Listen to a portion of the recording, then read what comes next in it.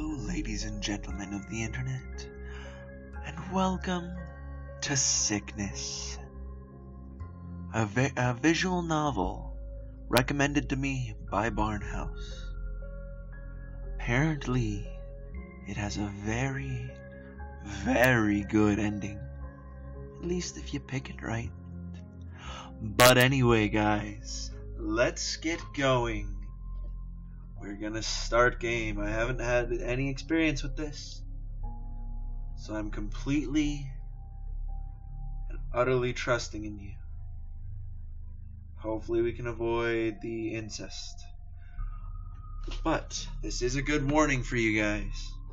Although Sickness is littered with both comedy and romance, and illustrates many undesirable scenarios in a lighthearted manner, the game does contain adult themes. This is your warning.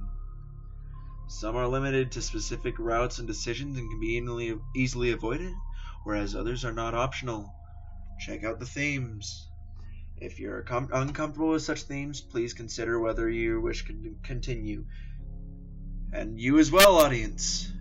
If you wish to continue, go ahead, but if not, please exit the video and go ahead and watch another one of mine. Murder. One of the most heinous crimes a person can commit. The act of taking another human being's life. The act of robbing a person of their already limited time on this planet. It's a fear-inducing crime which anyone can commit. Every housewife, every student, every police officer is a potential killer. It's a crime that doesn't discriminate by blood or circumstance. It is a crime which can be committed by and make victims of just about anyone. Everyone remains both a potential killer and a victim, blissfully ignorant of the fact that they could be next, assuring themselves that it could never happen to them. Oh. And so, as a result of that naivety, I don't know if I pronounced that right, those very people never see it coming.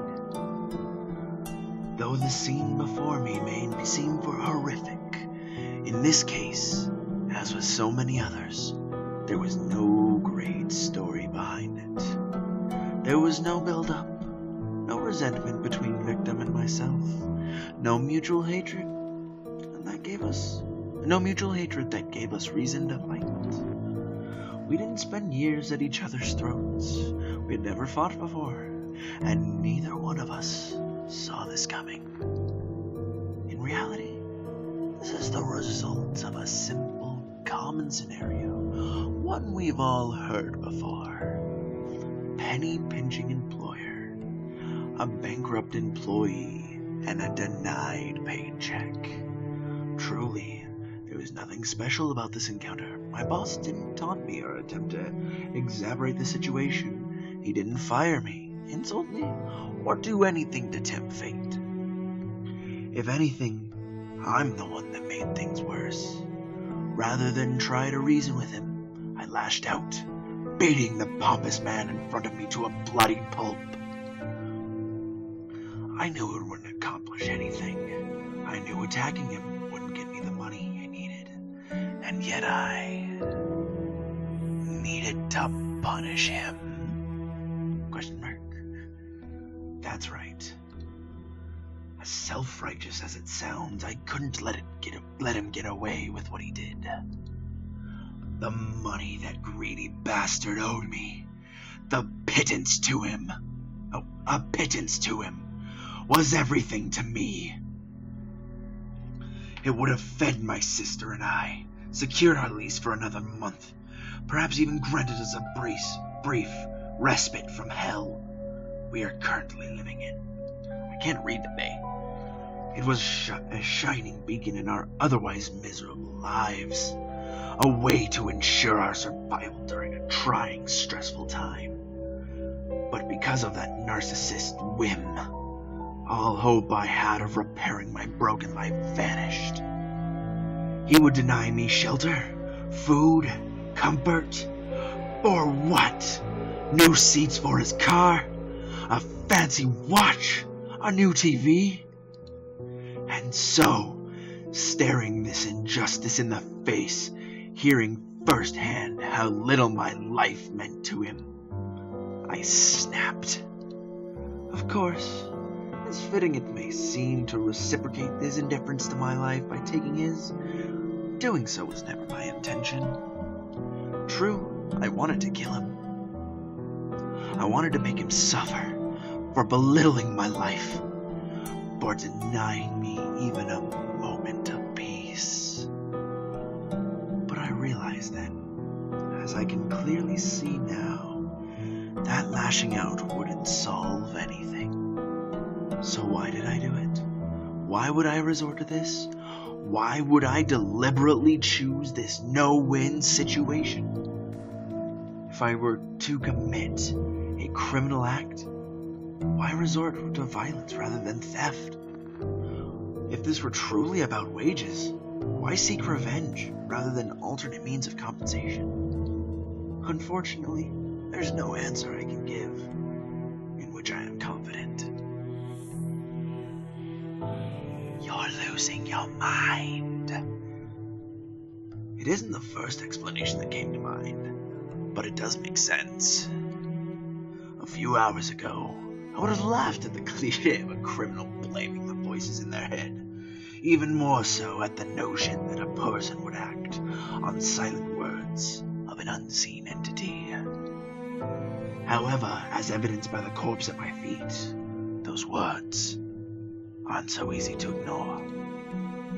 As I attempted to survive in this two-class society, willfully believing that I was somehow immune to corruption and classism plaguing this town, there was always whispering to me, telling me not to believe the good fortune around me. A voice filled with skepticism and no doubt preempting the inevitable, telling me to take action before it was too late. But you didn't listen. That was my first mistake. I ignored the benevolent advice offered to me, the predictions now shown to be accurate, the good faith I received from someone asking nothing in return. Jesus, this is taking a weird turn. When it told me to stay in school and live with a guardian, when it told me to seek work elsewhere, when it told me to look for a home somewhere safer, I didn't listen. Every step of the way I fought against that sound, logical advice it offered. If anything, I made a point of doing the opposite of what the voice had told me to do. Or at least, until you heard what you wanted to hear. And that's when I snush it.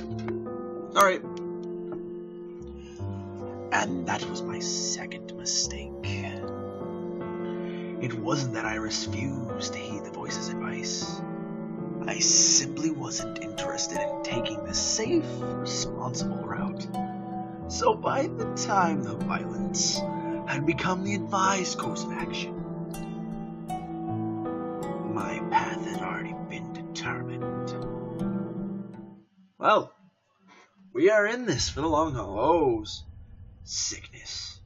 Chapter 1, A New Life. That was actually rather interesting, I'll say that. Took up half a video, but I like it. Monday evening, September 5th. Less than half an hour ago, in this very room, I committed a serious crime. A very violent crime. The crime for which people go to prison without any hope of ever leaving. I lost control of myself, attacked my boss, and without a doubt ended my short time working in this place. Sounds like tech support. I acted on impulse as I stared in the face of an injustice that threatened to take away my home, allowing myself to do the only thing I could avoid feeling powerless. But as the adrenaline wore off and the tension cooled, I soon realized my mistake. I saw clearly the fresh corpse at my feet, the stained carpet beneath it, and the bloody hands responsible for everything before me. And so I stared at my own handiwork, accepted the gravity of the situation before me, and took immediate steps towards regaining control once more. You know, when you called me here, I figured you needed help with something not strictly legal, but this? So, my man, you've outdone yourself. You really have a bright future ahead of you. Unfortunately, given my dire situation, my options were quite limited. Staring at an imminent prison sentence in the face, I called upon Marcus, a co-worker of mine. Contrary to his crappy dye job and lean figure, Marcus is a man of many trades, several of which aren't entirely legal. Since the moment I began working here, Marcus has been open about his criminal dealings, more than once hinting that he could help me, or vice versa. And now that things have come to this, it's time for him to make good on that promise. Oi! Less talking, more lifting. I'm here to help you two out, not to take care of everything myself. The second Marcus saw our boss in his current state, he understood the situation. Without asking a single question, he promised to help me out of my predicament. Thereafter, calling a man who I'd never met before, and surely enough, upon seeing our boss's corpse, the stranger smiled to himself and grabbed Mr. Mudau's legs, dragging his body into the doorway before requesting assistance. Don't be like that. Surely a big, strong man like you can lift that weedy piece of shit yourself. And get this poor sap's blood all over me in the process? Either give me a hand or do this yourself. I don't know why I gave him that accent. Marcus and his acquaintance carried my boss's corpse into the stranger's van, which was parked outside Mr. Mudau's office. Thanks to the proximity of my boss's office, nobody heard our scuffle over the machinery used within the warehouse, and Marcus's acquaintance was able to block visibility and access to the office with his vehicle. Even so, despite knowing how fortunate my circumstances were, I couldn't help but feel anxious. Whether these two successfully covered up Mudau's death or not, there's no way this can end well. All it would take is one witness, or a slip of the tongue, and I could wind up in prison. And even if I do get away from this, what then? Will I be indebted to Marcus forever? Will he ask for something extreme in return for his silence? No matter what scenario I envisioned, it doesn't bode well for me. Phew, that bastard's heavier than he looks.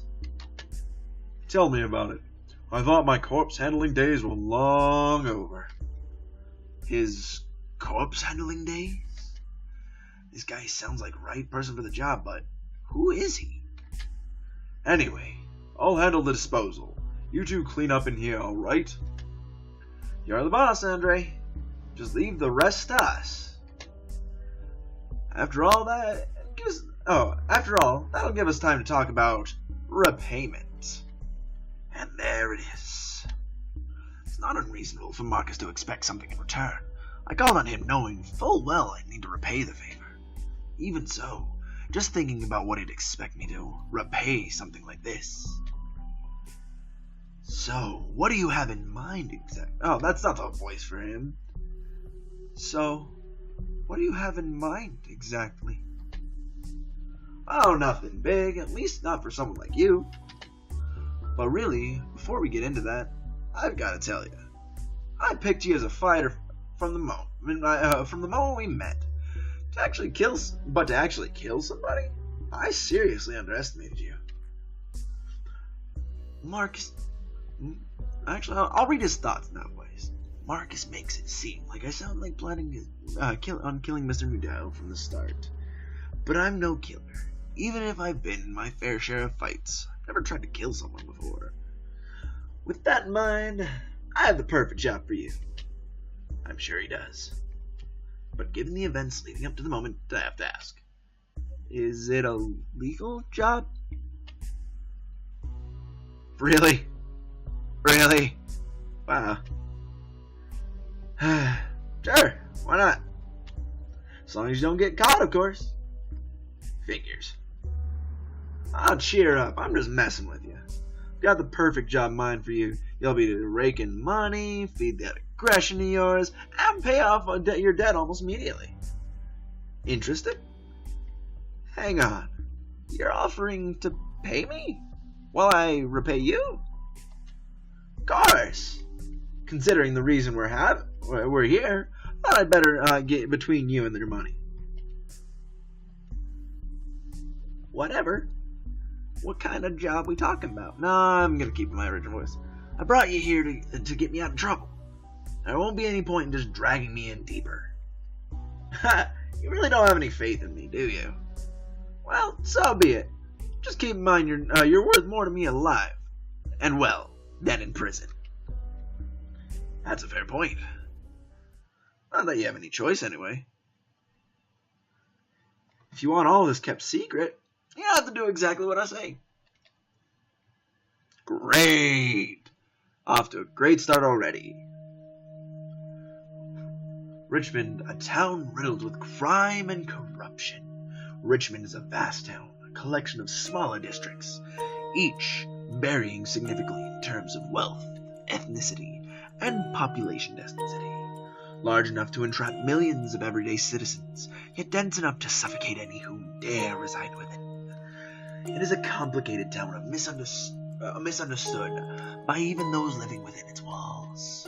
But beyond the size and scope of this town is one aspect which stands out above all others: the concentration of wealth. This town wherein wealthy flock together, creating their own small utopia. They build up selective parts of the city, scope the law to their liking, and generally get away with whatever bank balance that will allow. And the end result has been the creation of a state-sized town, comprised of countless districts, varying from wealthy suburbs, filled with hospitals, schools, to those lacking even phone lines. Put it simply, this is a two-class society, heavily favoring the rich. As someone living in a wealthy suburb, while working among the poor, I'm fairly familiar with both sides of this city. Thanks to those who cling to every cent, labor can be commissioned next to nothing, making Richmond a surprisingly cheap place to live.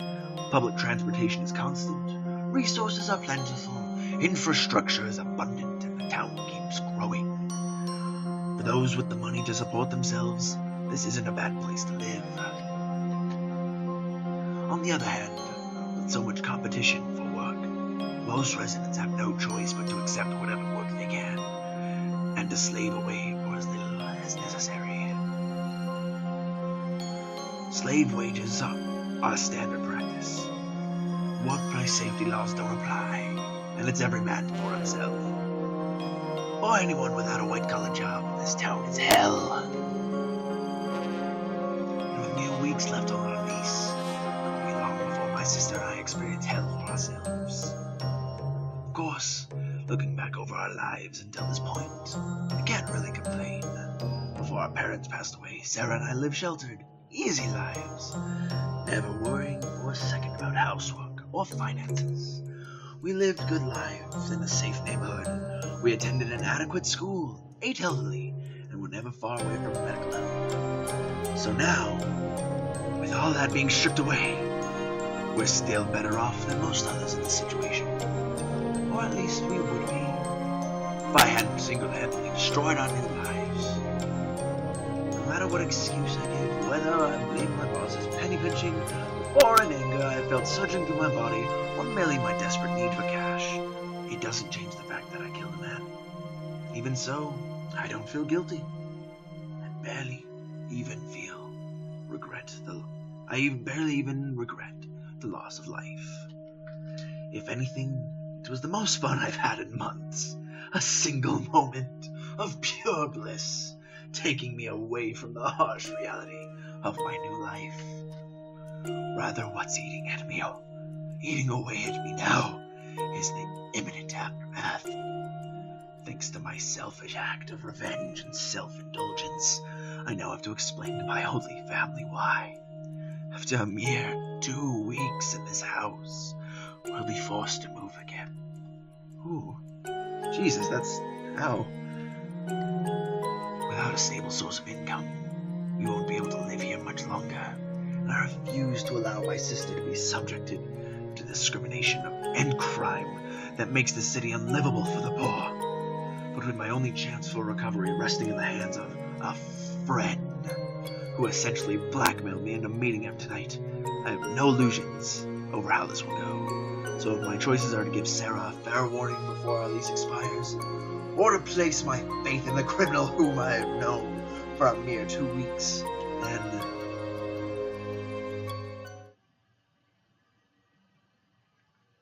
well, can I even call that a choice? Anyways, guys, that's enough for right now. I'm going to continue this in the next episode. If you liked it, please leave a like down below. It's right down there. Just click on that thumbs up. And if you enjoyed this and want to see more stuff like this, just comment other visual novels you like. And anyways, guys, as always, I will see all of you on the flip side. A challenger has arrived!